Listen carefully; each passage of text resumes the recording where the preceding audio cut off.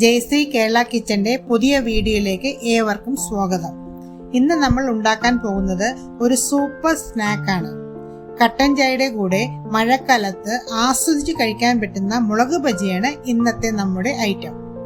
മഴക്കാലത്ത് സുലഭമായി കിട്ടുന്ന ഒന്നാണ് ബജ്ജി മുളക്. ആദ്യം തന്നെ ബജ്ജി മുളക് നന്നായി കഴുകിയെടുക്കണം. കഴുകിയെടുത്ത ബജ്ജി മുളക് ഏകദേശം 1/4 ഭാഗത്തോളം രണ്ടായി കീറിയെടുക്കണം. കീറിയെടുത്ത് വെച്ച മുളക് നല്ല ചൂടുവെള്ളത്തിൽ 2-3 മിനിറ്റ് ഇട്ട് വെക്കണം. ഇങ്ങനെ ചൂടുവെള്ളത്തിൽ ഇട്ട് വെക്കുമ്പോൾ മുളകിന്റെ എരിവ് ഒന്ന് കുറഞ്ഞു കിട്ടും. കൂടാതെ മുളക് ഒന്ന് ചെറുതായി വെന്തു വരികയും ചെയ്യും. പലരും രണ്ടായി കീറി ചൂടുവെള്ളത്തിൽ ഇടാതെ മുളക് ബജ്ജി ഉണ്ടാക്കാറുണ്ട്.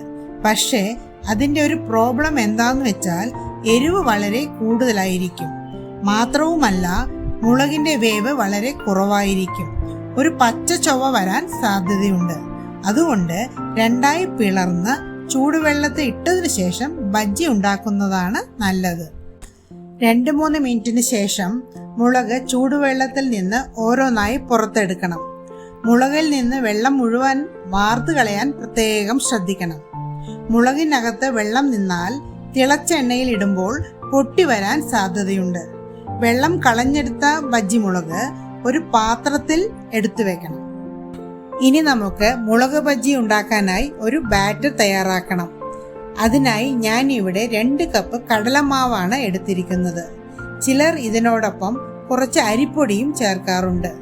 പക്ഷേ ഞാൻ കടലമാവ് മാത്രമേ ചേർക്കാറുള്ളൂ. കാരണം അരിപ്പൊടി ചേർക്കുമ്പോൾ കുറച്ച് ഹാർഡായി പോകുന്നതായി എനിക്ക് തോന്നിയിട്ടുണ്ട്. മാത്രവുമല്ല ടേസ്റ്റിനും വ്യത്യാസം വരുന്നുണ്ട്. ഇനി ഇതിനോടൊപ്പം നന്നായി അരച്ചെടുത്ത ginger garlic paste 1 tablespoon ചേർക്കുന്നുണ്ട്. പിന്നെ ഒരു സ്പൂൺ മുളക് പൊടി, 1/2 സ്പൂൺ മഞ്ഞൾപ്പൊടി, ആവശ്യത്തിന് ഉപ്പ്, പിന്നെ 1/4 സ്പൂൺ ബേക്കിംഗ് സോഡ ഇവ ചേർത്ത് കൊടുക്കുന്നുണ്ട്. ഇത് നന്നായി മിക്സ് ചെയ്ത് കുറേശ്ശെയായി വെള്ളം ഒഴിച്ച് മിക്സ് ചെയ്തെടുക്കണം. വെള്ളം അധികം ആവാതെ പ്രത്യേകം ശ്രദ്ധിക്കണം. ബാറ്ററിന്റെ പാകം നോക്കുന്നതിന് ഒരു രീതിയുണ്ട്.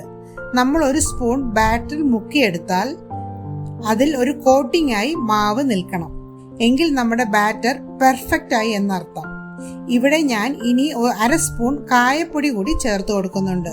അത് ആദ്യം തന്നെ ചേർക്കാൻ വിട്ടുപോയതാണ്. ബാറ്റർ ഒരു 15 മിനിറ്റോളം സെറ്റാക്കാൻ വെക്കണം. ഇനി ഒരു പാനിൽ എണ്ണ ഒഴിച്ച് ചൂടാക്കണം.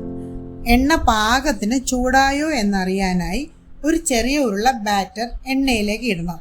ബാറ്റർ പൊങ്ങി വന്നാൽ എണ്ണ പാകത്തിന് ചൂടായി എന്നർത്ഥം. ഇനി മീഡിയം ഫ്ലെയിമിൽ വെച്ച് ബജ്ജി ഉണ്ടാക്കി തുടങ്ങാം. നേരത്തെ എടുത്തു വെച്ച ബജ്ജി മുളക് ഓരോന്നായി ബാറ്ററിൽ മുക്കി എണ്ണയിലിട്ട് വറുത്ത് കോരിയെടുക്കാം. അധികം ഒരിഞ്ഞു പോകാതെ എടുക്കുന്നതാണ് ബജ്ജിക്ക് ടേസ്റ്റ്. ഇതാ നമ്മുടെ ബജ്ജി ഇവിടെ റെഡി ആയിട്ടുണ്ട്. ഇതും കട്ടൻ ചായയും കൂടിയുള്ള കോമ്പിനേഷൻ മഴക്കാലത്ത് സൂപ്പർ ആയിരിക്കും.